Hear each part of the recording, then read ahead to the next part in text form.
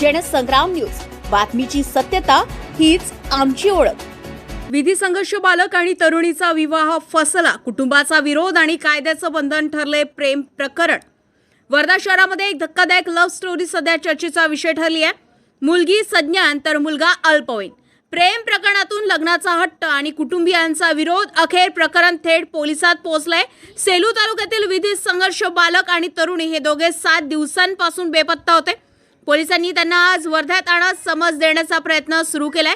या संपूर्ण प्रकरणानं शहरामध्ये खळबळ उडाली आहे। सेलू तालुक्यातील एका 19 वर्षीय तरुणीचे 19 वर्षीय विधी संघर्ष बालक सोबत प्रेम संबंध जुळले। दोघांनी लग्न करण्याचा निर्णय घेतल्यानं कुटुंबीयांनी विरोध दर्शविलाय। त्यानंतर 7 दिवसापूर्वी दोघेही अचानक बेपत्ता झाले। कुटुंबीयांनी पोलिसात तक्रार दाखल केल्यानंतर पोलिसांनी शोध मोहीम राबवत दोघांना ताब्यात घेत वर्ध्यात आणलंय। सध्या पोलिसांकडून दोघांचा समज देण्याची प्रक्रिया सुरू असून संपूर्ण प्रकरणाचा तपासही सुरू आहे।